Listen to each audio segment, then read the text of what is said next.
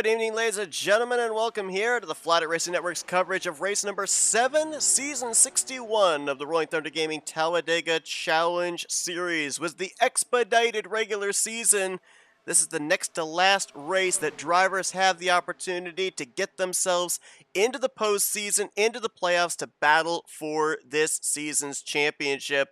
I'm Seth Cole alongside of Michael Norman, and Michael, back here at the high banks of Talladega Superspeedway.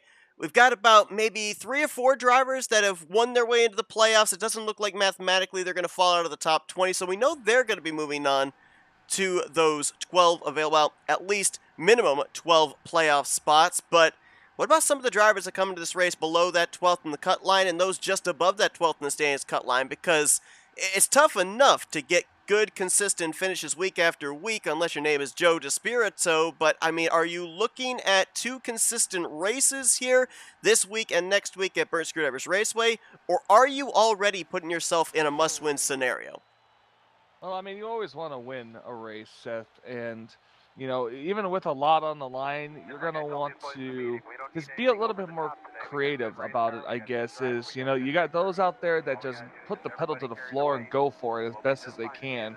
But then you got the others that strategize out there that try to position themselves to be in a spot where they need to be, you know, for give or, you know, right at the end there. So we're going to see those drivers outside the top 12, I want to say, maybe go for it a little bit, while the guys that are just barely above the cut line try to play it a little bit safe. Now, we saw in the early going of this season a lot of aggressive racing, a lot of early cautions, a lot of big wrecks. We've gotten towards the middle portion of this regular season. We've seen a lot I'll more. qualify you.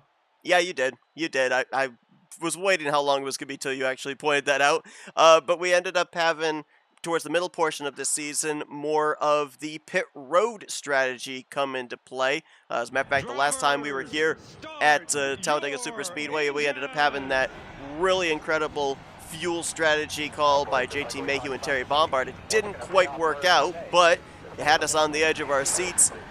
Do we see more of that here today? Does it go back to the execution on pit road and fuel strategy? Or with us getting closer towards the end of this regular season, does the intensity ramp up a little bit more, and now it's going to be a little bit more of a survival fest for these drivers that are looking to get these playoff positions? I'm not entirely sure, Seth, but only time will tell, and we're going to see what's going to happen when this race goes green. Well, Ron Hagelin becomes the first multi-time pole sitter on the season off of the random qualifying draw. He had the pole back in race number 4 as well. He's going to share that front row with Wiley Coate. Then you got John Forgione over here for his first start of the season. We haven't seen him for a couple of seasons, but his number 95.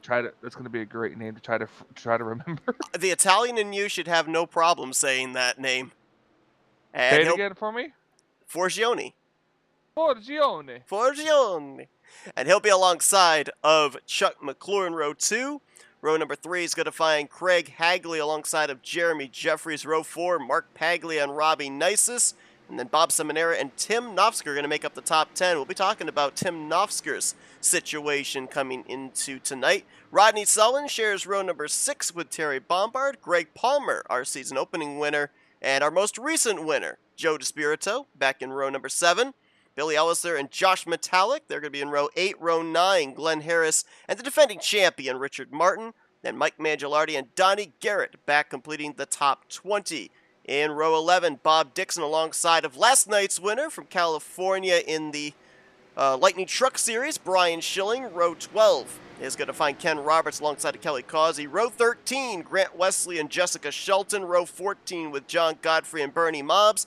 And completing the top 30 will be Cy Jones and Bobby Farrell. Back in 31st, Brian Rawson. 32nd, Tom Dixon. 33rd, Jeff Crivello. 34th, Milt Surratt. And bringing up the 35th and final spot in tonight's field will be JT Mayhew. We'll tell you about the point scenarios coming into this evening's event, but it's Ron Hagelin's Coca-Cola Chevy Monte Carlo that gets us underway here tonight at Talladega Superspeedway. That almost seemed like a late green. Which is kind of odd because you normally will have that if a driver on the front row EOLs themselves voluntarily, but nobody up at the front did that. So, yeah, a little bit of a late green flag flying there. Doesn't look like it affected. Officials wanting to keep us on our toes. Yep. They're always changing it up here for the drivers. Nothing ever the same. Keep them guessing.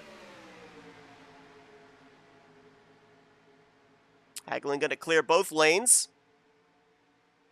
Interesting, he stayed committed to that inside line all the way down the back straightaway instead of jumping up to the second groove, which normally we see a driver that starts on the inside of the front row do.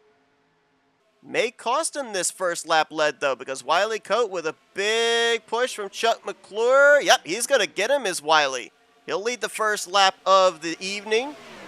And Ron Hagen will battle back here on the inside. So, coming into tonight, there's at least 4 drivers that we know for certain will battle for the championship. They have a victory, and they mathematically can't fall outside of the top 20 in points. The obvious one is Joe DeSpirito, who has managed to finish in the top 5 in all 6 of the previous races this season, and capped it off with a victory last week. Leads the points over his nearest competitor, 65 points up on a tie for second place. We also know Greg Palmer, Josh Metallic, and Grant Wesley. They will battle for the championship, all currently up inside of the top 12 in points. Tim Nofsker is a former winner on the season, but he is 24th in the standings. He needs to gain 4 more spots before the end of next week.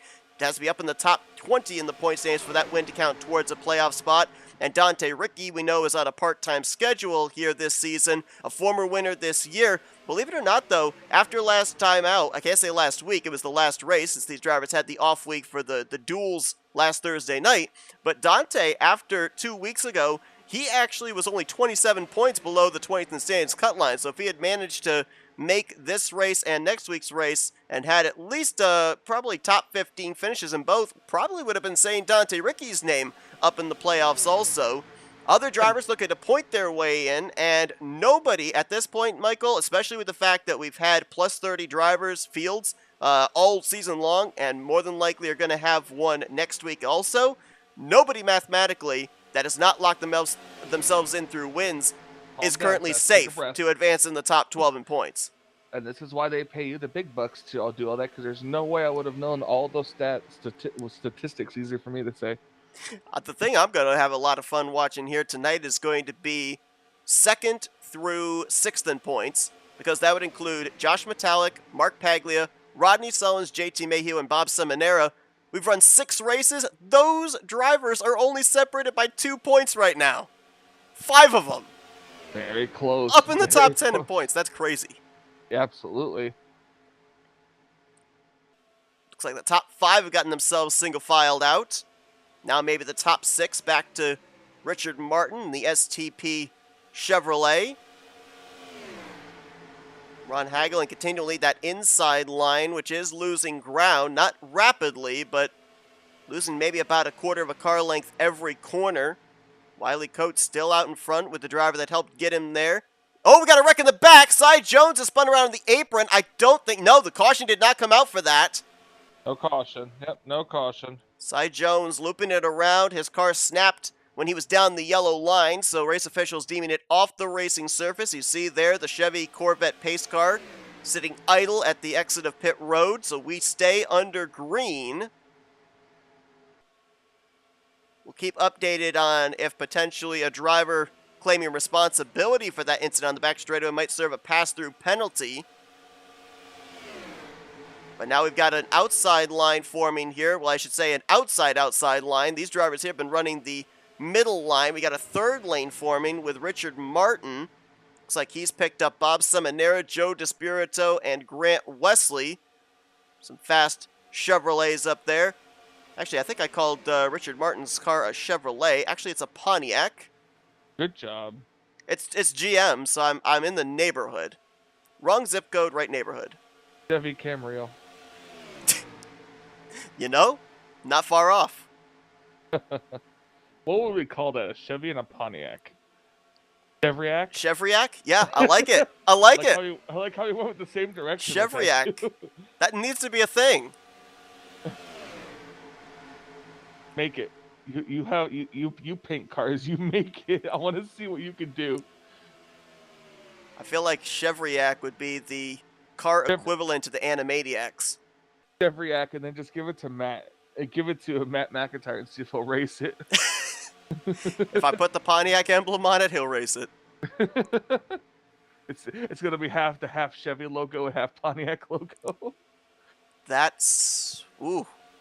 So wait, side half, or top half, bottom half? Side. Ooh, okay, that would look really weird. If you'd said top bottom, I could maybe see it. I don't know Though if it you'd kind be of able would to do probably it would that probably though. look like a fighter plane emblem Yeah, it would actually, or a bird. or a plane. Or Superman. I was waiting to see if you were gonna say I wasn't sure if you were saying it or I was saying it. I was trying to figure out who was saying the punchline there. it. Well, Tony the Tiger out in front of this field right now. I don't The get to Terry see it. Labonte throwback, but I not don't the get to see it frosted or because not the corn flakes that Terry Labonte had. Instead, the frosted flakes. and I don't get to see it because my partner over here didn't send me any of the new paint You may schemes. not be able to see it, but I guarantee you it's great. That doesn't make up for not sending me the schemes. Oh, well, I tried. It's the best I could do right now. Trying to get that outside line back there going, but there's just not enough cars. Most of the cars that were on the inside line have migrated up to the middle groove. I think it was both the Davey Allison throwbacks were the last two down there. Craig Hagley, Mark Paglia. They have since slotted up behind, who is that? I believe that's Ron Hagelin and just in front of Rodney Sullins.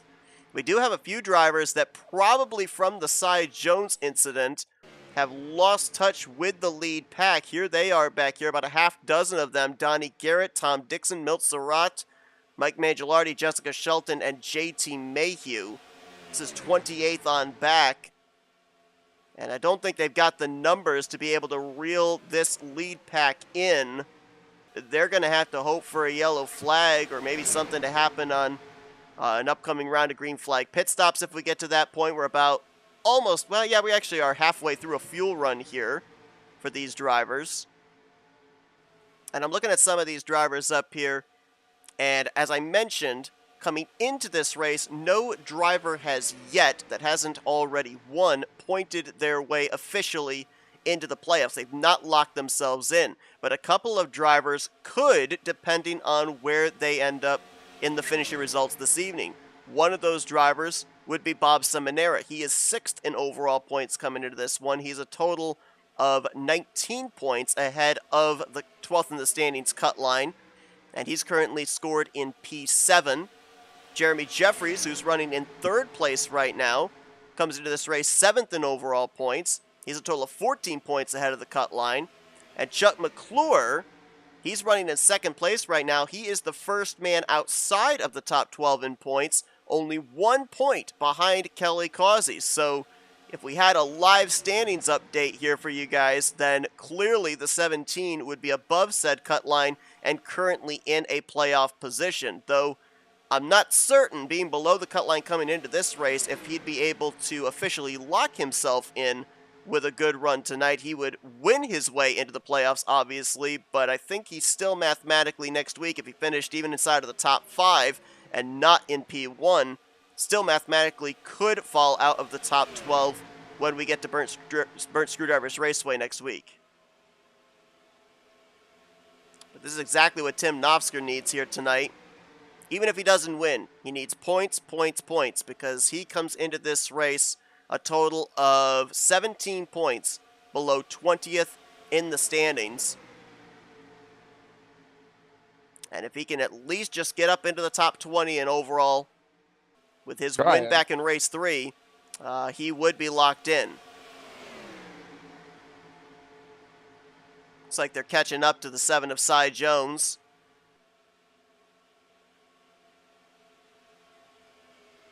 Looks like we had one driver that did not start this race. I believe it was the 36 of Jeff Crivello.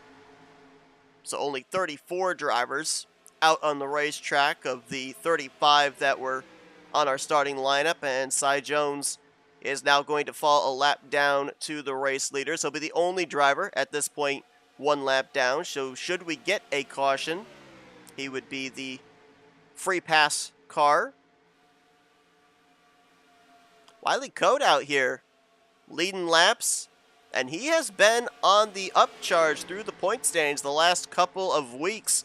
last time out, gained 5 spots in the standings, is in a tie with John Godfrey for 16th in overall points. And he is only 16 points below the 10th in the standings cut line coming into this race. So don't rest on this number 5 car. He could very easily be in the hunt for the championship, and I can't remember the last time that Wiley Coate was actually in the playoffs. So it'd be pretty nice to see him in the postseason battling for the championship. Yeah, it would. That's for sure. Take a look at the second pack there, Seth. Does it look like they're gaining much on this front pack here? Well, I'm looking at lap times here, and according to scoring, all drivers up inside the top 12 just ran 48.0s. The drivers back in that second pack ran 48.1s. So they're actually losing about a tenth to a tenth and a half every lap. If these drivers up here start racing it up a little bit more, maybe they'd have a shot, as Chuck McClure saw that inside line forming, jumps down. I don't know if this was more so to go on the offense than it was onto the defense, but it's going to propel him past Wiley Coate and out to the race lead. McClure looking to be the 7th different winner on the season so far. 6 races and 6 different drivers have parked it in victory circle in our 3 previous races here at Talladega and at Burnt Screwdrivers Raceway. So it's interesting, I asked you the question before we even went green of if we were going to start to see the intensity ramp up with the fact that we were getting close to the end of the regular season, or if we'd kind of continue on the trend of the long green flag runs and pit road coming into play. Looks like more the latter than the former right now, as we've run 15 laps under the green flag, and we're only about, 4 laps I think away from when these drivers are going to have to start making pit stops. Something like that, yeah. Wiley Coate led the first 14 laps. McClure has taken over, and you see most of the drivers now, instead of running the middle line, they're all down against that yellow line on the bottom, the clear indication of them preparing for the upcoming pit cycle. Saw the 31 of Bernie Mobbs there with some side-to-side. Looks like that is settled out. Bernie coming off the runner-up finish in last night's race in the Lightning Truck Series here on FRN. You can go back and check that out. Really, really exciting race there. Double wide, 3 wide. I think we had on a couple of occasions 4 wide. It came down to fuel strategy in the closing stages, and Brian Schilling went to victory lane for the 2nd week in a row in that series. Really close for that points battle down in that one as well. Not as much a close points battle in this series currently. Joe DeSpirito has absolutely waltzed away with the points lead with his 6 straight top 5 finishes and his win 2 weeks ago in our last outing at BSR. 65 points over a tie for second between Josh Metallic and Mark Paglia. And also we've got the bracket challenge that is getting close to its final stages. The semifinals here tonight for the winner's side of the bracket. Joe DeSpirito taking on Rodney Sullins. And how about this battle here? The number 31 seed Bobby Farrell against the number 27 seed Jeremy Jeffries. So a couple of drivers that, based off their seeding, did not start out the season all that well, but they have done a great job in the middle portion of the season and are hoping to continue that here down the home stretches. Here we go. Pit stops taking place. The race leader, Chuck McClure, is in. Tim Nofsker, Joe DeSpirito, Bernie Mobbs, Seminara, Ken Roberts, Ron Hagelin, our pole sitter. Looks like also Richard Martin and Billy Ellis are in this lap, and they all got on pit road cleanly. Question is, did they get it woed down in time? Because the way things are trending right now, if we stay green to the end and you get a black flag, you could be in a lot of trouble with no opportunity to recover. Oh, yeah, definitely, for sure. It's like Bob Dixon, Brian Rawson right there. They're going to go a lap down, but they were just on pit road the lap prior, so they should cycle back around onto the lead lap when the rest of the field comes down pit road, which I believe we've got the Atari machine of Jeremy Jeffries coming in. A lot of the field coming in this time. Wow, there's almost 24 drivers right there. And they all make it on safely, double wide. Now they all got to kind of figure out who's going to be in what lane in preparation to get into their pit stall. Oh, we had a wreck at the back here with the second group that came down pit road. Mike Mangialardi, the Hardy's machine, is off into the grass, and I think the other car was JT Mayhew that might have gotten into him. 6 of Brian Rawson has been issued a black flag for speeding, so he'll have to come back down. We talked about it, the execution on pit road here, super important with the way this is looking, potentially trending green for a majority of the evening. Keep track of any other drivers that might end up getting issued a pass-through penalty. Talked about those drivers on the, as we wait for everything to cycle out here from this round of green flag pit stops. We talked about the winner side of the bracket. Also, on the loser side of the bracket, with an opportunity to get back into the Challenge Championship hunt. You've got Richard Martin, who will be moving on. He was going up against Dante Ricky here tonight, so he will face off against JT Mayhew next week. Donnie Garrett is taking on Chuck McClure. Winner will face Wiley Coate next week. Bob Seminara is versing Ken Roberts. The winner moves on to take on Craig Hagley. And then Greg Palmer is going up against Brian Schilling tonight. The winner of that battle goes up against Josh Metallic next week. So it'll be interesting to see who moves on from the winner's side and from the loser's side, because the winner of the loser's side of the bracket ends up facing off against the winner from the winner's side of the bracket. And we almost had an upset last year, but Joe DeSpirito was able to quickly bring that battle to an end to claim yet another Challenge Championship. I believe he is a back-to-back Challenge Championship winner, and looking like potentially the favorite here once again in Season 61. So a third of the way through this race, or just thereabouts, and Chuck McClure. He is going to cycle back out to the top spot. Tim Knopfsker will be second. Joe DeSpirito now third. Bob Seminara, Jeremy Jeffries will be your top 5. Grant Wesley and Ken Roberts right behind them in 6th and 7th.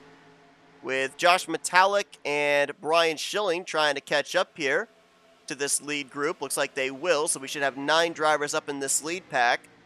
10th place on back in the second pack, led by Mark Paglia. He's got Wiley Coate, Rodney Sullins, John Forgione, as well as Greg Palmer and John Godfrey behind him. Then another pack of cars here. You got Bobby Farrell currently by himself in the 16th position. He'll probably get reeled in by Terry Bombard, Glenn Harris, Kelly Causey, and Richard Martin. That would be 17th through 20th. Ron Hagelin trying to latch onto that group in the 21st position. Bernie Mobbs all by his lonesome currently in 22nd. Craig Hagley 23rd. Donnie Garrett all the way back here in 24th. Donnie coming in this race 14th in overall standings, 10 points below the 12th in standings cut line, so he needed a good run here tonight. Currently not in line for that. 25th, Robbie Nice is 26th, Bob Dixon. Milt Surratt right now is 27th. Tom Dixon in 28th. 29th place is JT Mayhew. Cy Jones is currently a lap down. Running good so far, Seth. And then you got I think 33rd, that is Billy Jessica Elliser. Shelton that they're going to put a lap down right here. Yep. She was the tail end of the lead lap in 31st and now goes a lap down. That's a couple of drivers right there. I'm worried about their points situation leaving tonight if something doesn't work in their favor. Talked about Donnie Garrett. Shelton comes into this race 15th in overall points. 14 points below the 12th in the standings cut line. So 2 drivers not having the best of fortunes in the first half of this race. And again, like I said, we can't necessarily say that anyone that has bad luck here tonight that had a mathematical shot of getting into the top 12 is going to be in a must-win situation next week, but could be borderline that scenario. So we'll have to wait and see how it all shakes out. John Godfrey's back in 15th place right now. He is trying to get up here to this lead group, but he's all by his lonesome, along with Greg Palmer. Terry Bombard's a ways back there also, and So you've got Garrett, Shelton, Godfrey, Bombard, who are all trying to catch up to this lead group that are outside the top 12 in points. Starting to get a little racy up here in this lead pack. Jeremy Jeffries has formed an inside line. The two similar colored cars right behind him, Grant Wesley in the Gatorade machine, Ken Roberts in the Mountain Dew car. They've got Josh Metallic and Brian Schilling with them. Looked like Greg Palmer may have just jumped down there as well. Talladega going to be a very important racetrack here in the playoffs.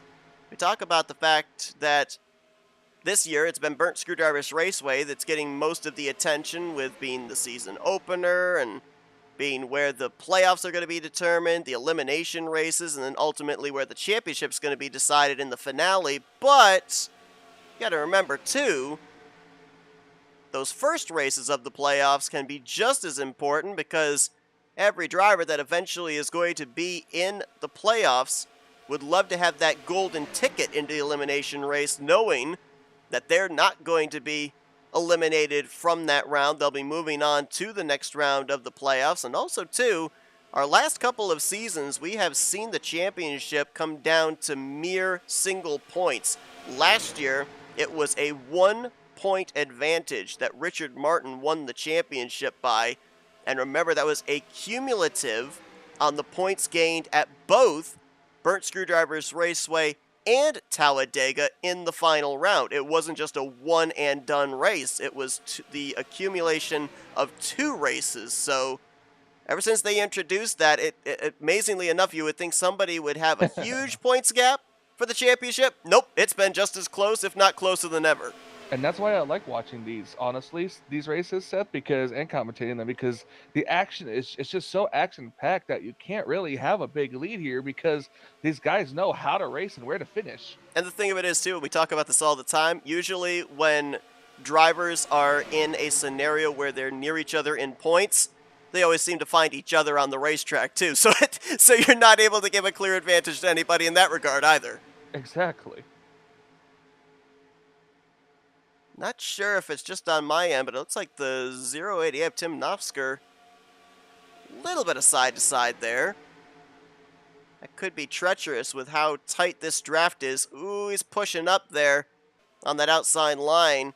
You saw the 24 of Joe DeSpirito, that Days of Thunder throwback, checking up a bit. That might stall the outside line and help the inside line of Jeremy Jeffries, who's been able to get alongside of Chuck McClure, but has yet to clear him for the race lead. And we've got some traffic coming up as well. JT Mayhew not that far up ahead, along with Cy Jones and Billy Elliser, who are already off the lead lap. See if those drivers come into play here and help either one of these lines.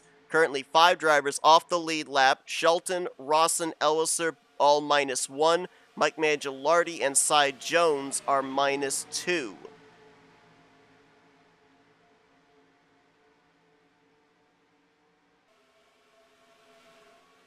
Getting fairly close to when these drivers are going to have to start thinking about coming down pit road again. We've already seen a couple of drivers not fare all that well on the last cycle of green flag pit stops. Brian Rawson got issued with a speeding penalty, had to come down and serve it, and then Jessica Shelton, JT Mayhew, and Mike Mangialardi got involved in a stack-up that sent Mangialardi into the grass. Shelton has since fallen a lap down, Mangialardi 2 laps down, and JT Mayhew is just barely hanging on to the tail end of the lead lap. Look at the third lane. Okay, so apparently this third group, I thought that they weren't going to be able to catch up to the lead pack. I was definitely wrong, because Glenn Harris, Kelly Causey, Bobby Farrell, and Terry Bombard had a full head of steam, and they're going up high, wide, and handsome to the third lane. Keeping it going. That's going to be, I think, 21 drivers now up in this lead pack that are on the lead lap.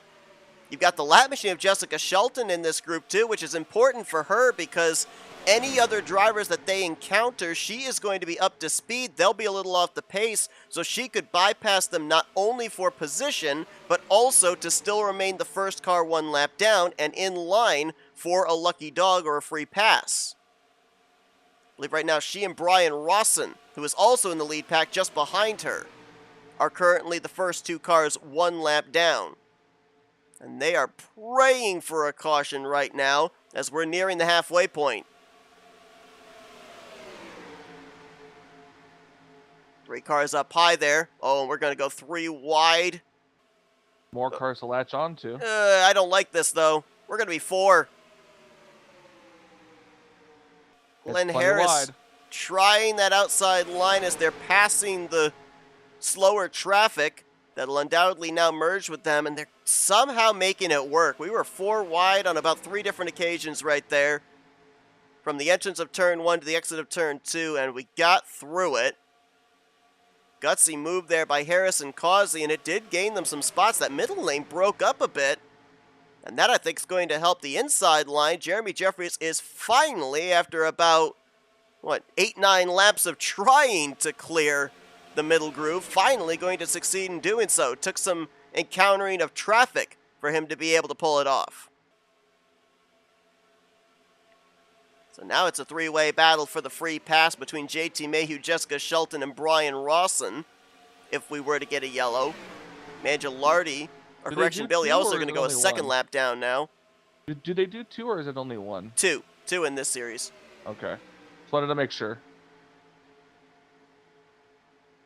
And in terms of pit stops, if you're keeping track, we are about roughly 5 to 6 laps away from when they're going to have to come back down pit road. We had 2 big packs on the first green flag cycle, and for the most part, they made it down safely. But as we get closer to the end of this race, man, that was a big cut down there by Tim Nofsker, and he almost completely overcut it. He was down in the apron.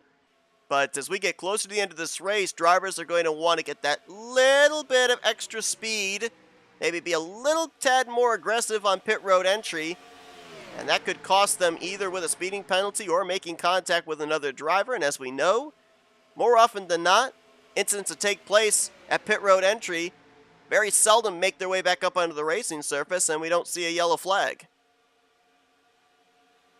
It's already been the case tonight with Mike Mangialardi, who went out into the infield grass through the tri-oval, but no caution came out. And the 7. Yep, the 7 on the back straightaway. Good call.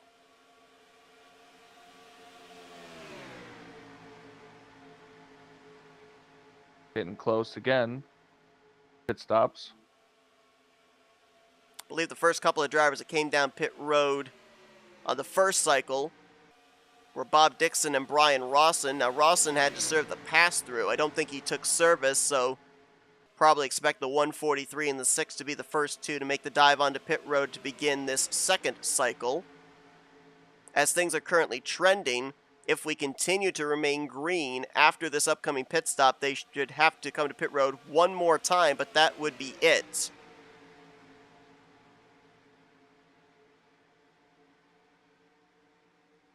You got to go back to 4th place. I'm sorry, correction to, you got to go to 2nd place to find our highest running previous winner, Grant Wesley, who won back at the beginning of February, race number 5. You got Josh Metallic, currently in the 4th position.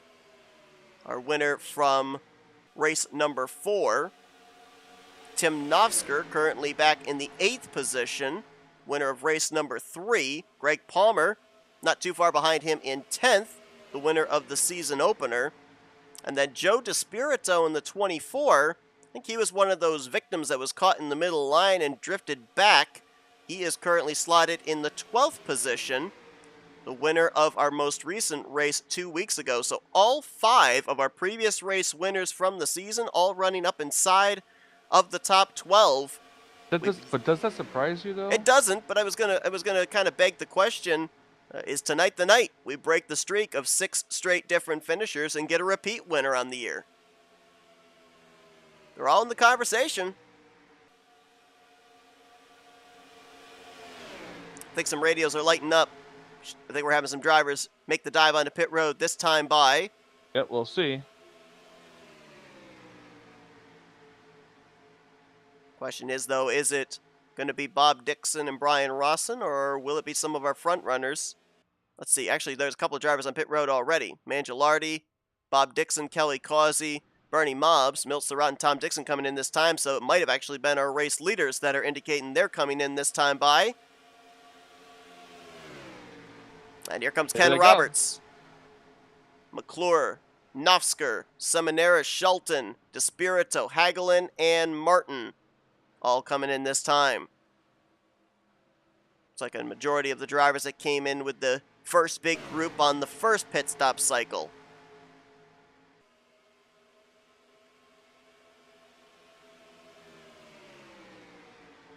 So expect to see this pack probably come down pit road this time. They pitted the lap after, back around lap 19, lap 20. This was a bigger pack on the first cycle as well than the first group was. So we'll see if they're all able to manage each other's braking zones here. Oh, we had a couple more stay out an extra lap there. Rodney Sullins is going to inherit the lead. Looks like about maybe 8-9 drivers here in this group.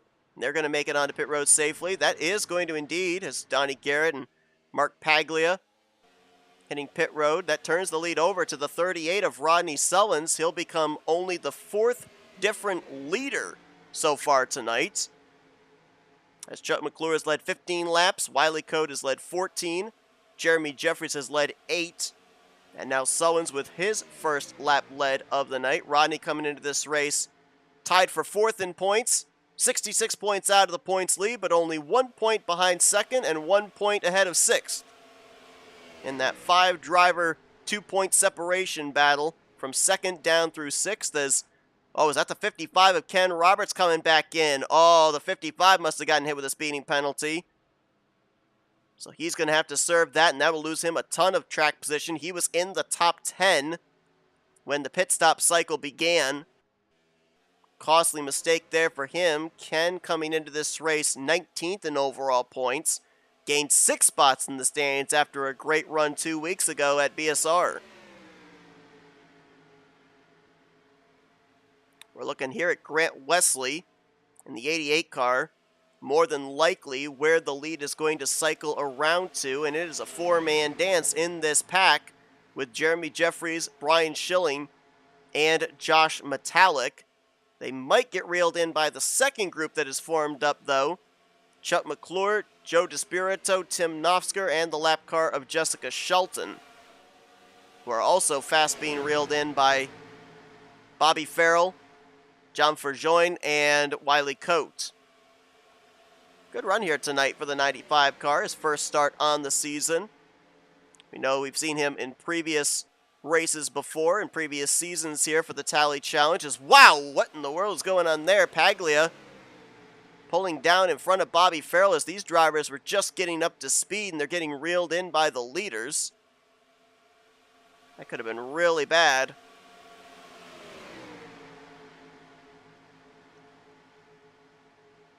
Rodney Sullins looks like he's going to cycle out into this second group, along with Greg Palmer and Terry Bombard. See what happens when these cars can cycle back around. You know, and pit stops have happened.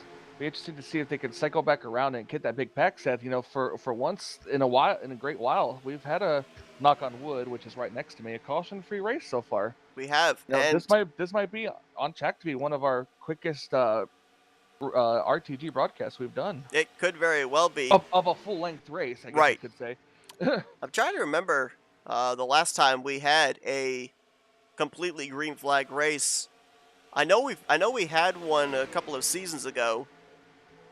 And I think if I recall correctly, it took place during the playoffs too, which made it even more interesting. This one coming just a couple of races prior to the playoffs beginning. Oh, Seth, what do you think about this 4-car group versus that nasty pack behind them? I don't think they're going to hang on for very long.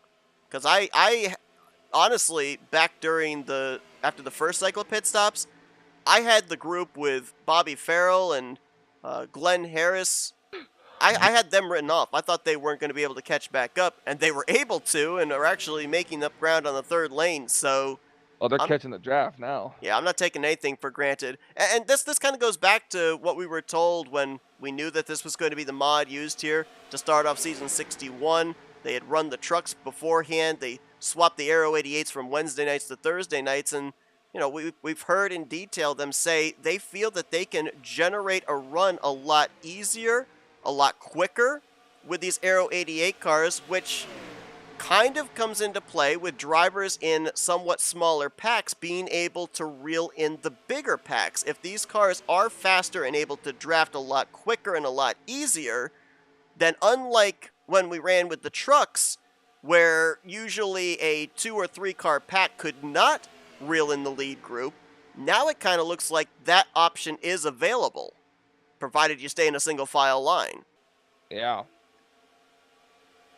And we've now got, oh gracious, let me see if I can eyeball who the last car in this pack is. Looks like it's potentially Glenn Harris or John Godfrey. So about 16 lead lap cars up in the lead pack now. Actually, make that 17. DMAR is caught on. And you've got some lap machines intermingled here as well. Jessica Shelton, by scoring last time, is still the first car 1 lap down. Brian Rawson would be the second car 1 lap down. Both of them in this lead group. Craig Hagley, you saw just moments ago, get put a lap down. And he has faded to the tail end of this pack. And then Milt Surratt, Tom Dixon, JT Mayhew, Robbie Nisus, all currently 1 lap down. Elliser, Jones, and Mangialardi 2 laps down. But it was interesting because last night we ended up running, I believe it was 75 lap feature at Auto Club. And only one driver retired out of the race in that entire event. Here tonight, we had 34 drivers take the green flag. Stop trying to jinx it. Well, I have to point it out. 0 drivers in the garage area right now. That is pretty impressive. All right, if you jinx it, I swear it's on you. You know, the commentator's curse, it comes for us all. When we're sleeping at night. But we don't lose any sleep over it. We don't lose any sleep because we know it's not happening to us, so. That's right.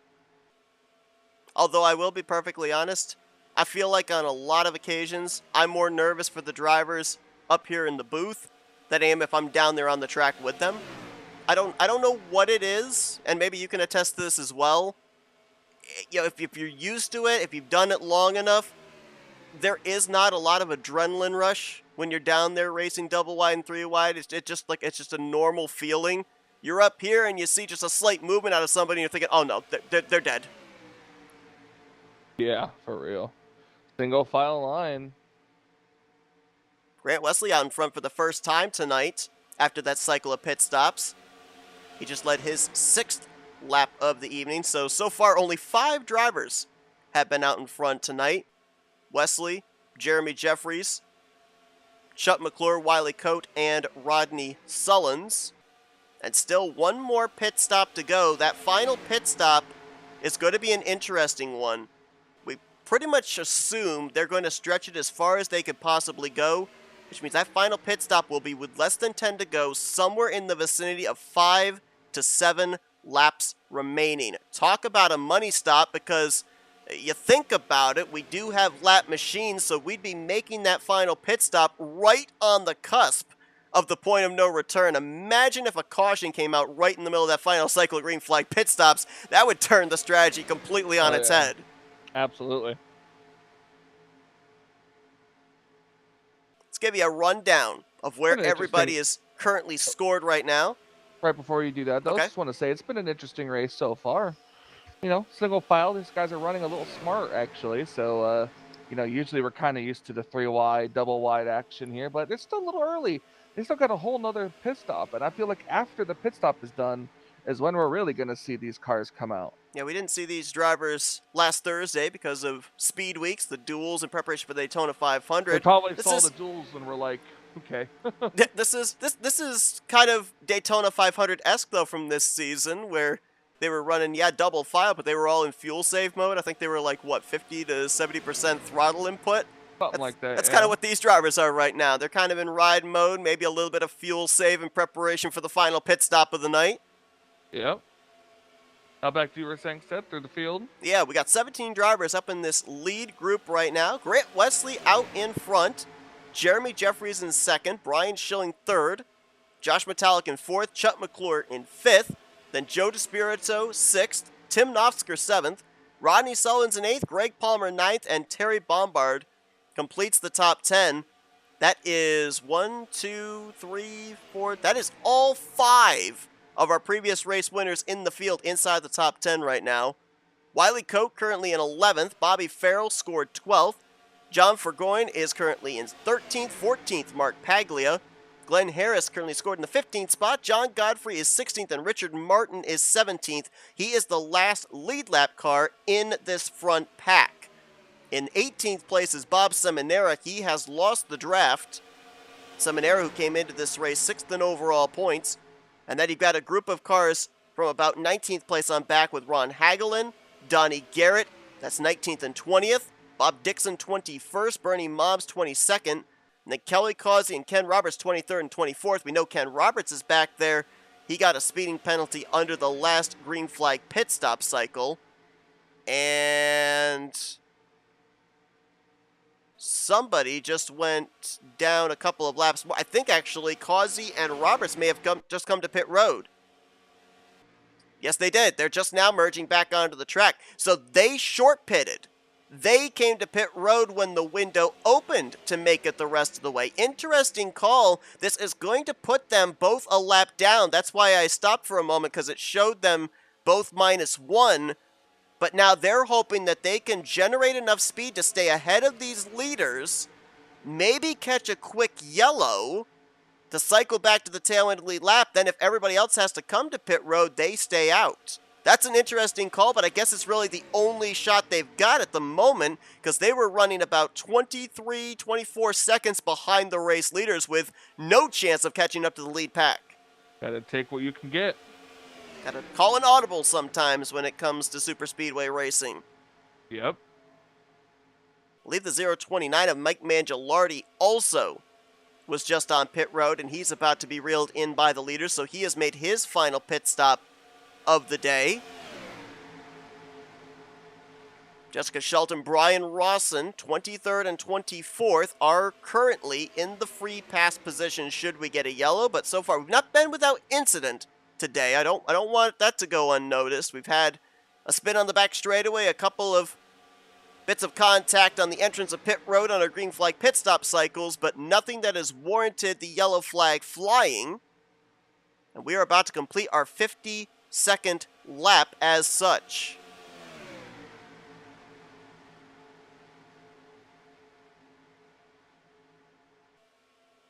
Something else I've noticed here, and maybe it's just visibly for me, and may not necessarily be the case here for these drivers, but a big thing we were talking about in the beginning races of the season was drivers getting used to the hitboxes of these Aero 88 cars. A lot of drivers were having trouble figuring out how much space they could give with side-by-side racing, just how well they could push down these straightaways. It looks like now, with 6 races, now almost 7 races under their belt in terms of experience at 2 different venues, it looks like these drivers have found a comfort level in figuring out how to center that hitbox, where they can push and where they cannot, because a lot of times when they got into these single file formations, even back in other mods that we've covered in the past, there was always that question of chain bumping and or bumper grab. And we've not yet, at least I haven't up here in this front group, haven't seen anybody that has put themselves in a precarious spot for bumper grab to come into play. Watch here with the 1 of Jeremy Jeffries. Not sure if this shot will show it here as they come on by. You see, he's right up on the back bumper of Grant Wesley. And he was on the back bumper of Wesley ever since they came off of turn 2, all the way back down the back straightaway. And then lifted off the throttle, gave the space as they headed into turn 3, but able to lock those bumpers really well. Brian Schilling's been able to get almost up to the back bumper of Jeremy Jeffries. Not a lot of chain bumping going on here. They're keeping a good, tight draft. A little movement further back in the pack there. Richard Martin in the 43. Looks like Bob Seminara. Oh, never mind. I thought Seminara had caught up to this group. Thought I saw him here at the tail end of the pack, but he is still running by himself back in the 18th position. Well, not by himself. He's found a couple of drafting partners. JT Mayhew in the 338 and Craig Hagley in the 82. And remember I mentioned coming into this race, outside of our previous race winners that were inside the top 20, we couldn't necessarily say, ooh, McClure's coming in. This is with 11 laps to go here, folks. This is right around halfway on a fuel run. So they're coming down and they're taking on a can. Got nearly a dozen drivers with this strategy. This will split the field up for sure. But going back to what I was going to say. What was I going to say? Oh, the fact that I mentioned that nobody is safe, points-wise, of locking themselves into the playoffs coming into this evening. You look at some of these drivers that have hit some bumps in the road, whether it be pit road cycle or just contact on pit road. JT Mayhew, Bob Seminara, running way back there, Kelly Causey. These are drivers that were inside the top 12 in points coming into tonight, as here comes another group down pit road. Jeremy Jeffries, big entry into that corner. John Verjoin almost got into, I think he did get into Bobby Farrell, but almost went around, saved it. Almost. That was a super aggressive entry there by Jeremy Jeffries. I will be curious to see if he got that woe down in time. But this is the point where you got to try it, though. Try to get that little advantage to spend Do less you, time though? on pit road. I mean, it's a risk. It's a risk. Why take yourself out of the conversation when you've been up in the top 5 all night? You've got to do anything you can to get in front of and to be in front of the pack. Well, Jeremy Jeffries comes to this race 7th in points. And Jeremy Jeffries just passed Grant. Yeah, he did. Jeremy Jeffries first off pit road in this group. But did he get it woe down? That's the big question. He was the most aggressive on pit road entry, so he was able to gap Wesley by about, I don't know, 2-3 car lengths. Well, we got a driver out of the race. He just had to go and jinx it. And I don't know why. Richard Martin. Maybe something came up. Was there something may have come up? Did the engine go south on the 43? I don't know. But he is done for the day. The defending champion who came into this race 11th in points. Remember last year, he was the most consistent during the entire playoffs. He was super consistent during the regular season. Won the championship without a checkered flag. But he will be in a very interesting position heading into next week in the regular season finale in terms of will he be able to get back into the postseason and defend his championship title. He will for sure fall out of the top 12 in points. The question is, how far below the cut line is he going to be? Looks like Jeremy Jeffries did get that car woed down quickly enough. And it worked out for him. It did work out for him. Now he is the leader, and he will have to play defense here for these final 8.5 laps. Front of the pack thinned out a bit, too. We've only got, it looks like, 11 drivers up in this lead group, back to the Camel Ford of Terry Bombard. We had about 20-some-odd drivers. I think it was about 19, 20 drivers up in the lead pack before that cycle of pit stops. Oh, it just came through. Just came through. Jeremy Jeffries, black flag, speeding on pit road. Telemetry just now showed it. Robbie Nisus as well with a speeding penalty. Looks like Jeremy's riding it out as long as he can here before having to, at the very last minute, come down and serve the penalty, hoping a caution saves him. Oh, that is a tough break.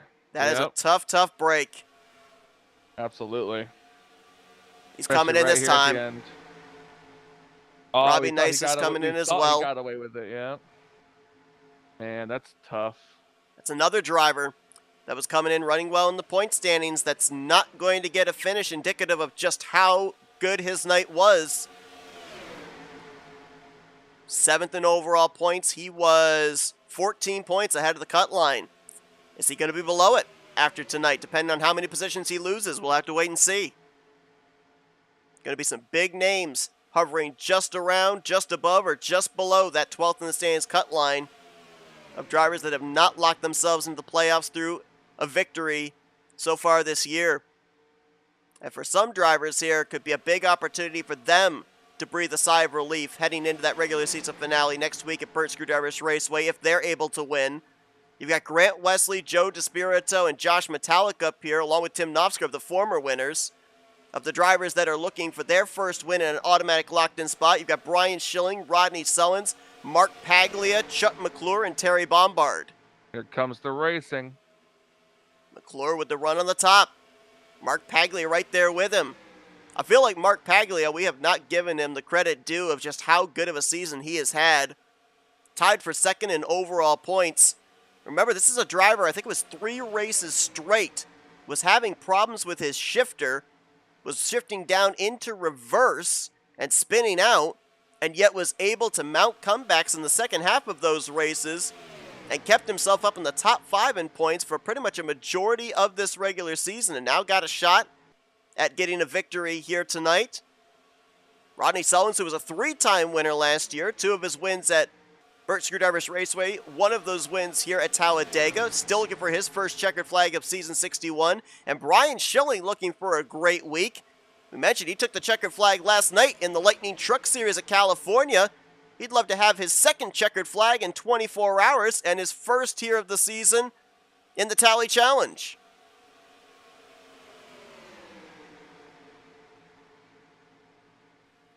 Brian Schilling came into this race not exactly in a safe position. He was 9th in overall points, only 7 points ahead of the cut line. So whether he wins or not, if he continues to run up here in the top 3, he'll have a nice little cushion between himself and that elimination spot in the finale. But we've now entered, Michael, into that point of no return. Next flag would end the race, especially with the fact that we've got nearly a dozen drivers off the lead lap. So how long do you wait to make a move? If you're Schilling or Metallic or McClure, do you wait till the last lap, or do you make a move maybe with 2 to go, with 3 to go? Because we haven't seen the caution yet, but if it comes out, we've seen it come out on certain areas of the racetrack. Sometimes it comes out just after the leaders have crossed the line, so they have a full 2.66 miles to be able to maneuver. We've even seen it as late as them coming out of the tri-oval, and they only have about 100 feet to be able to work with. So you don't want to make the move too early, but you can't wait too long either. We'll see what's going to happen. You got 3 laps to go right now. 3 laps to go. 33 drivers of the 34 still running. 17 currently on the lead lap, and Grant Wesley, who has now led the most laps here tonight. That last circuit was his 20th lap led, surpassing the 15 previously led by Chuck McClure. So he may wrap up that bonus point for most laps led here tonight. And looking to lead the final 5 miles when they come around here to the start-finish line. We'll give the usual disclaimer real quick. A little more than 5 miles, by the way. Yeah, about 5.2 miles, right? 5.3? Something like that. 2.66 miles. Math is hard. It is. Well, 2 laps to go. That's the easy way of saying it for Grant Wesley. And remember, folks, the 17 helped backing up a little bit. If trouble breaks out, we will go back and we will look via replay after the race is over or during the pacing laps leading up to the checkers, but we will stay at the front. There we go. And follow this potential race for the win. McClure, Sullins, DeSpirito, they know they only have a shot if they go where the other drivers aren't.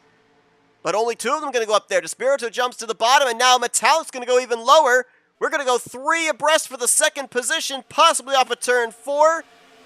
Nope, Schilling's going to close the door on Metallic. Wesley's got to figure out which lane to block. McClure's got a pretty good run there on the outside line through the tri-oval, and he is there. White flag in the air. 1 lap to go here at Talladega. McClure, I think, is clear. Nope, not quite. Oh, with the Metallic going 3 wide, that's going to be it for that outside. He's going to get the run off the corner. Is that going to be it for the middle line, though, too? No help for the 39 car. The Gray Ghost going to fall to the tail end of this pack. Ooh, little movement there on the top line with Sullins and Paglia. You know, I'm gonna be honest. Most of these folks at home don't know that I've had a toothache this entire time, but it felt right at the very end of this broadcast as my pain decided it wants to go away. Good racing is good for your health. Oh, here we go. Look at this side by side at the line. Who's Gonna be gonna get maybe it, a little Seth? Oh my contact lord. between the two. Might be Oh the my closest god. finish of the Oh, there's season the as wreck. they're wrecking, and Grant Wesley's gonna get it. Wow, that was incredible. Not to be Kyle Petty here, but I'm just saying. Photo finish reminiscent of what Grant Wesley did last year in a special event that's going to be having its 8th rendition running tomorrow night on And there goes the JTN. 38th sliding. Grant Wesley, though, becomes the first 2-time winner on the season here in Season 61. Scoring says 13 1,000ths of a second over Chuck McClure. Oh my gosh! That's a new one. I don't think I've ever seen. Trying to wreck the leader, but instead you get Yeah. Well, our good buddy Carson Gum would have had to have tuned in after the checkered flag to see the flip.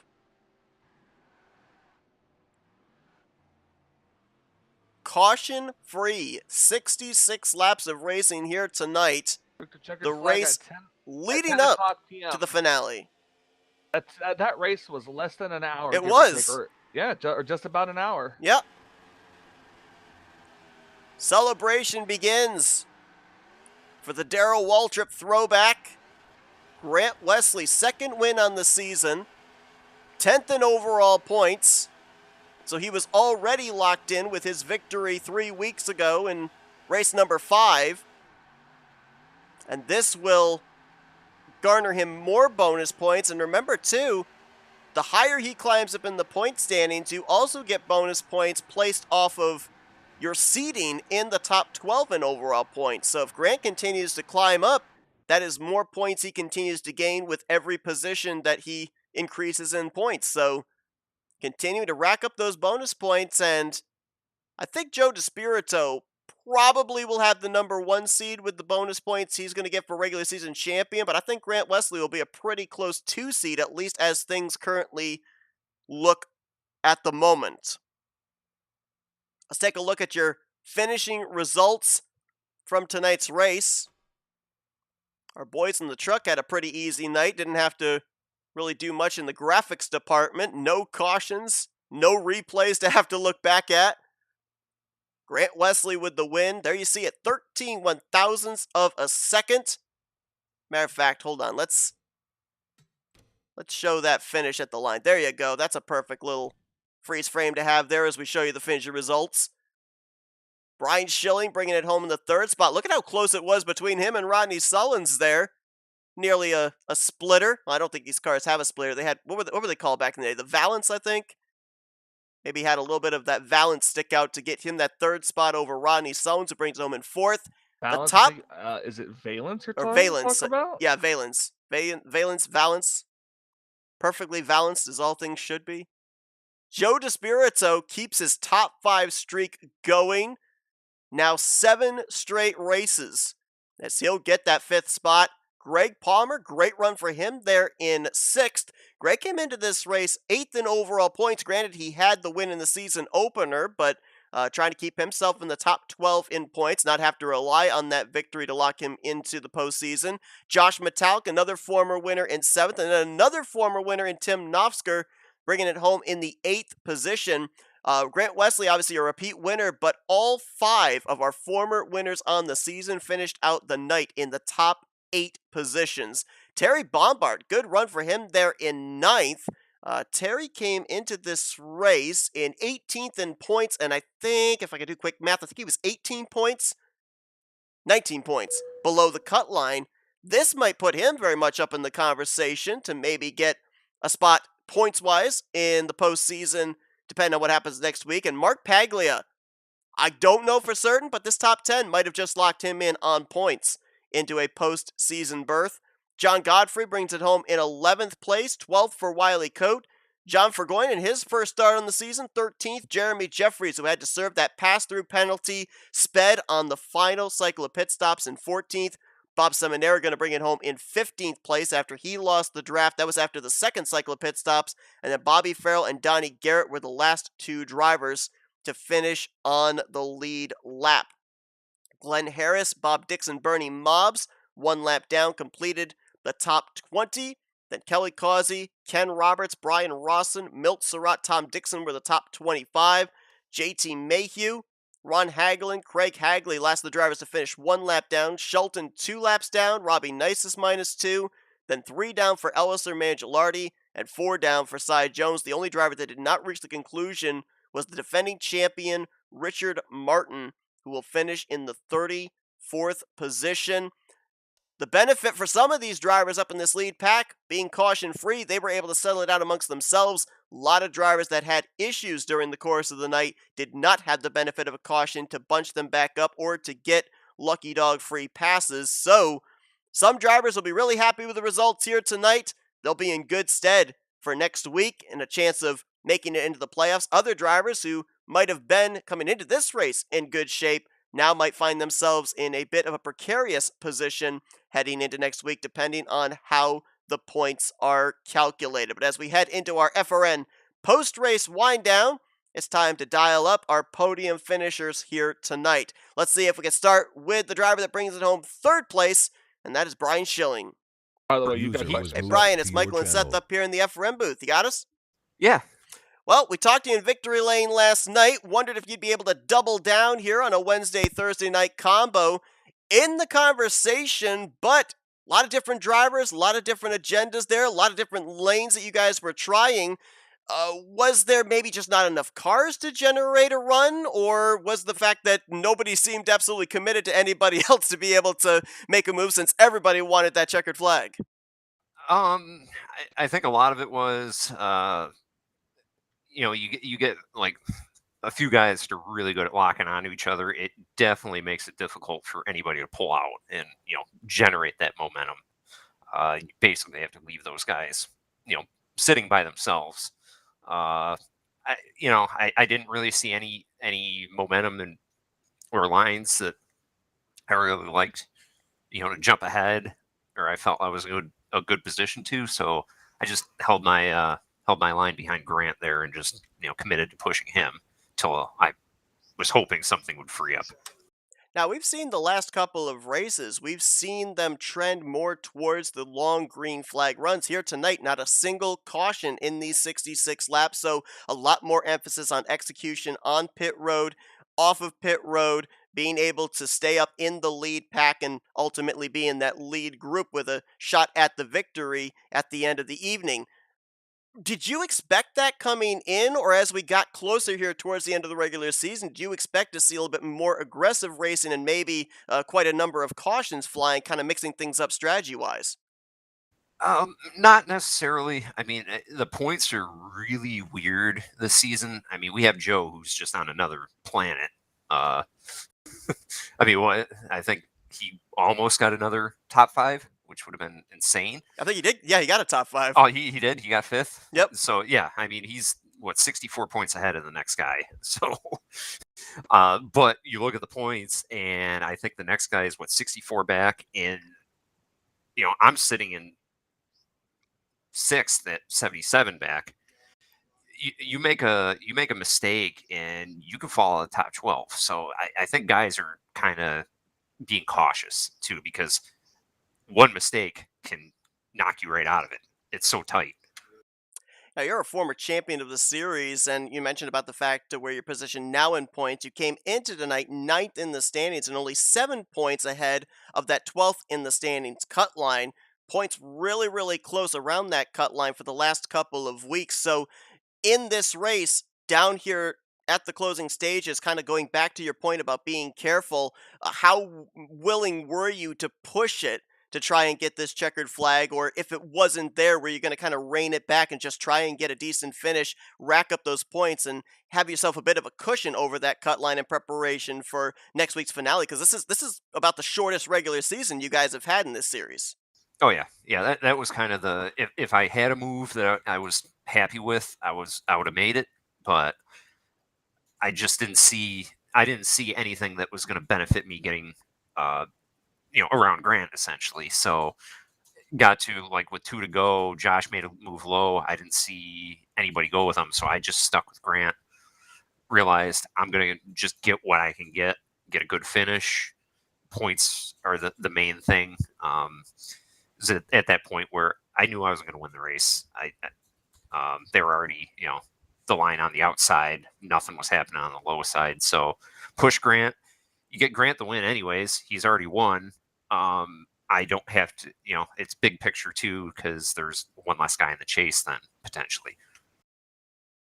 I like that word, the big picture racing. We hear that a lot from the drivers that have won championships here in the Tally Challenge, you amongst them. Brian, obviously, best of luck next week. You've got yourself a little tidy sum of points between yourself and that cut line. We'll look forward to seeing what kind of big picture racing you do when we get to Burnt Screwdrivers Raceway. But a great run for you here tonight, up inside the conversation of the top five, pretty much the entirety of this race. Before we let you go, the floor is yours for thank you, sponsors, and shoutouts.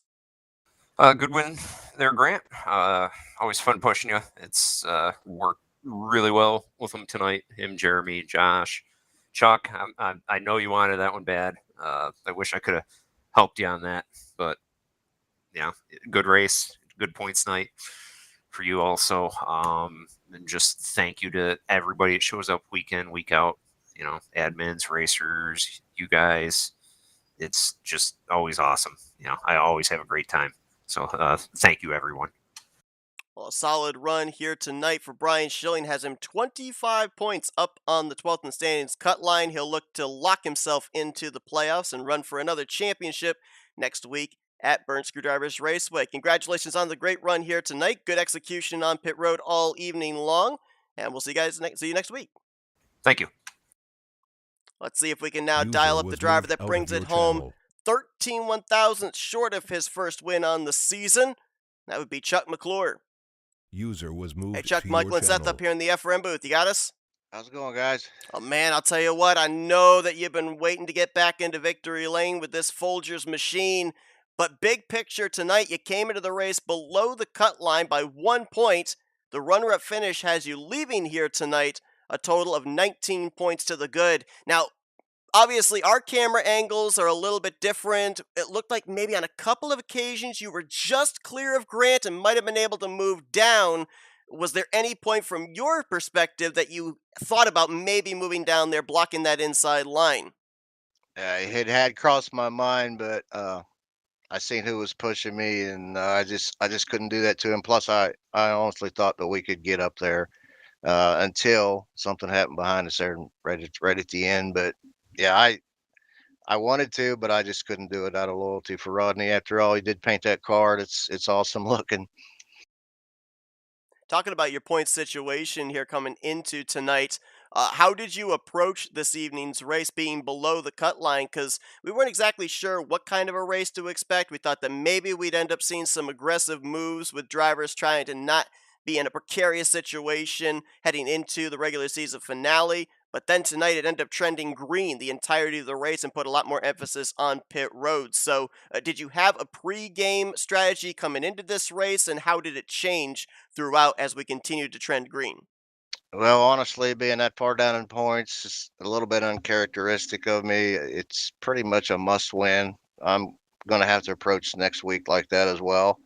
But if you can't win, I guess get the best finish you can. And congratulations to Grant. That was a lot of fun. I wish it was a shorter race, like one lap shorter. I'd have beat him, but it is what it is. Something that I was noticing, I want to get a driver's perspective on it.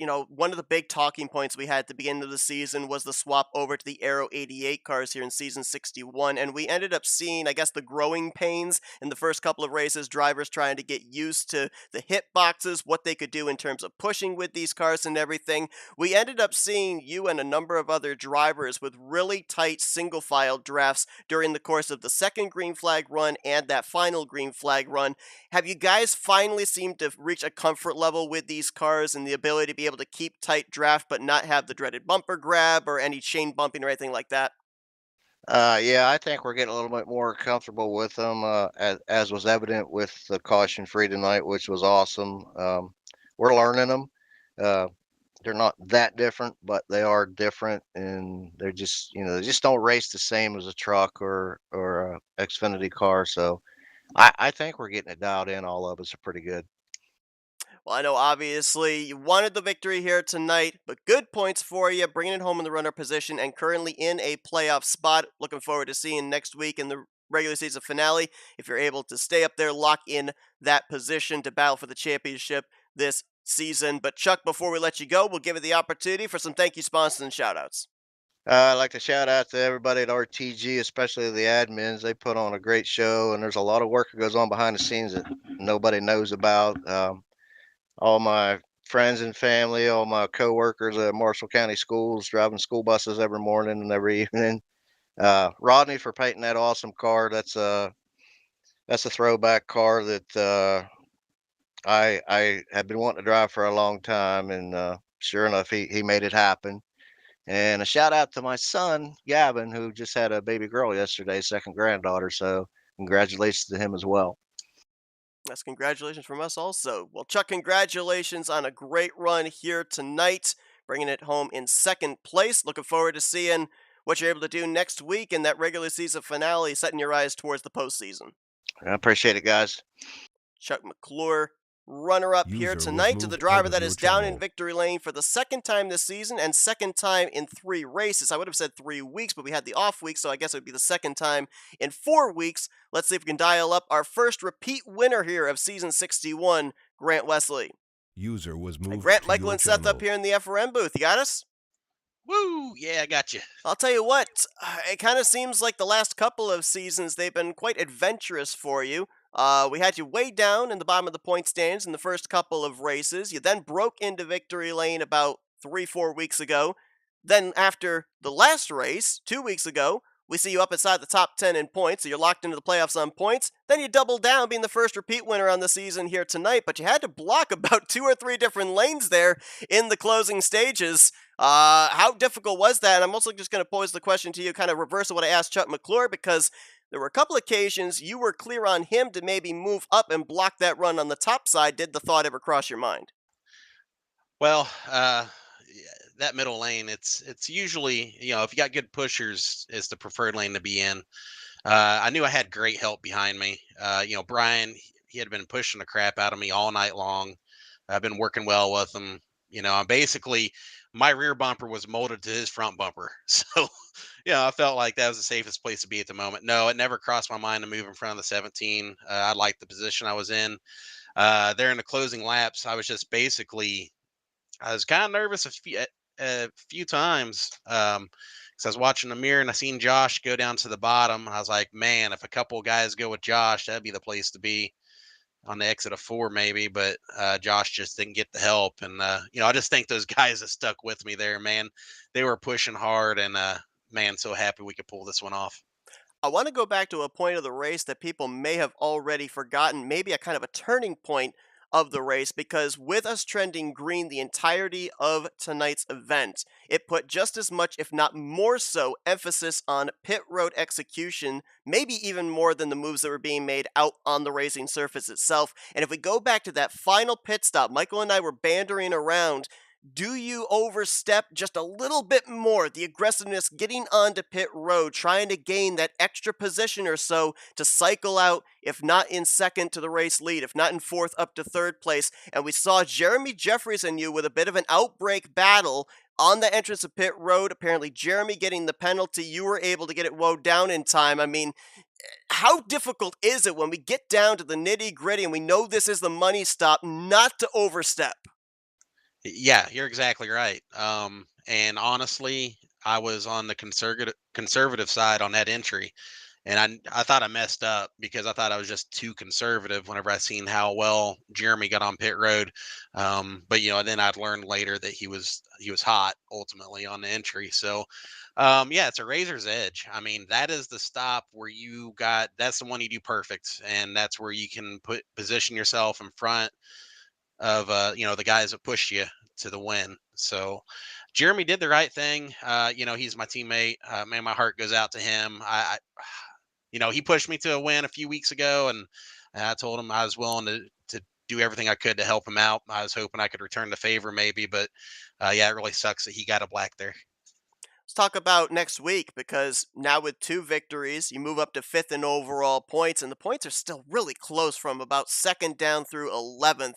So you mathematically have a shot. I don't think you'd get the points lead from Joe DeSpirito, but you could at least probably get 2nd in overall points, and we already pointed out the fact that wherever you're seated at the end of the regular season garners you bonus points towards the playoffs also. So you've got 2 wins in the bank. You're pretty much locked into the playoffs. So next week, do you kind of approach it as an opportunity to get more bonus points with a 3rd win? Do you look for a teammate to try and help get a little bit more security into the playoffs? Or is it just kind of a play it by ear depending on how it all shakes out next week? Yeah, I'm gonna say the same thing I said last week. I'm hunting for a top three. Yeah, that the points position is really important. Those I can't remember. I think it's like 1 bonus point or maybe 2. I can't remember, but those really play in your favor in the playoffs. And I've got these 2 wins, and that's going to help me quite a bit. So come playoff time, we'll probably start there in the top 3. That's the goal. The points are tight enough right now. I could fall all the way back to 10th. Really easy. One bad race for sure. So yeah, having a solid finish next week is very important. Very important indeed. We're looking forward to seeing how you're going to be approaching that race next week. Obviously, we talked at the beginning of the season about the hardship of you not finding Victory Lane the entirety of season 60, but you're the first driver to visit Victory Lane twice here in season 61. Congratulations on the checkered flag here tonight at Talladega. Before we get back to your celebrating, though, we're going to open up the floor for you to be able to do some Victory Lane. Thank you, sponsors, and shoutouts. Yeah, thanks. Yeah, I'm just gonna ride this wave while it's here. Whenever you're getting the wins, you never know when it's gonna end. So I'm just happy I could get this win tonight.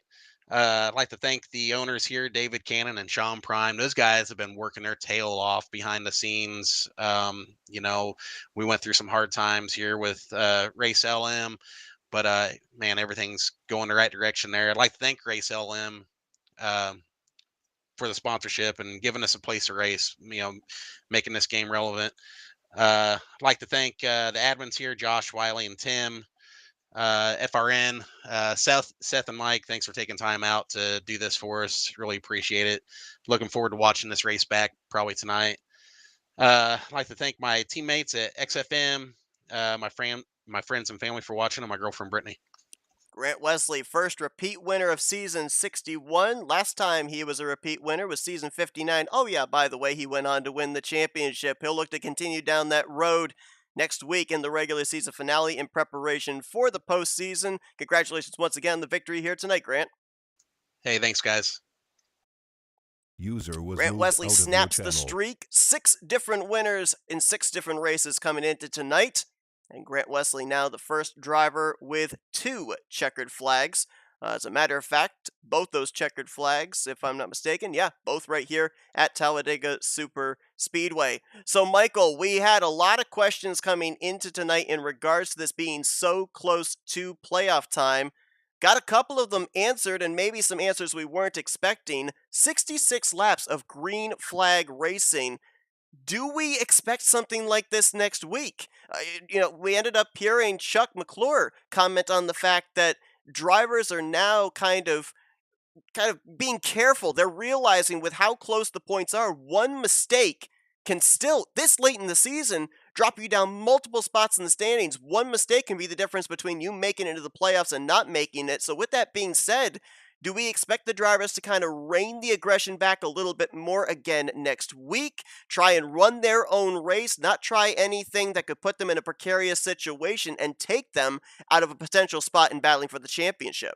I'm not sure, Seth, but honestly, if it happens again next week, it'd be really awesome because the racing, the everything just tonight was pretty good, and even at the end is what made it exciting too. So if it happens, it happens, and I'm looking forward to seeing it if it does. Absolutely. We're going to be compiling a list here of drivers that potentially are already locked in to the postseason. We already know some of them. Grant Wesley, we know, is locked in. Josh Metallic, Greg Palmer, Tim Knopfsker, I believe at this point in time. No, he is still not in the top 20 in the points. That's going to be another storyline to follow up next week. But Also, Joe DeSpirito, those former winners, they're locked in via checkered flags. Nofsker is right now, for those wondering, he is 22nd in points, and he is a total of 7 points below the cut line. So it is still doable, absolutely doable for Tim Nofsker, but one bad race next week, and he may be out of playoff contention as a former winner. We'll be trying to figure out who's got a shot mathematically to point their way in or to fall out points-wise, and of course, who your must-win drivers are going to be. Be sure to join us next Thursday evening. Regular season finale. This is the shortest regular season these drivers have ever had. It used to be 10. At a point then, it got whittled down to 9 when we had the double season finale, if you will, but now 8 regular season races for these drivers. They have had to make quick work in preparation for the postseason, and it all culminates next Thursday night, 9 p.m. Eastern Standard Time. Join us for that. You are not going to want to miss it. The points have been super close all season long. Michael, been a thriller to have you here tonight. This one has been a wild one, a very strategic race. Cannot wait to see what next week brings. Absolutely. I can't wait for it. Been a fun race, Seth. Congratulations once again to Grant Wesley on his second victory of the season. And we will see you guys next week as we prepare for the playoffs in Season 61 of the Rolling Thunder Gaming Talladega Challenge Series. For Michael Norman, I'm Seth Cole. Enjoy the rest of your Thursday night, folks, as you've been watching another broadcast courtesy of FRN, the Flatout Racing Network. This broadcast is the copyrighted work of Flatout Racing Network and may not be rebroadcast, retranslated, or used in any form without the express written consent of Flatout Racing Network and iRacing.com Motorsports Simulations. Flatout Racing Network would like to thank you for your support, and we hope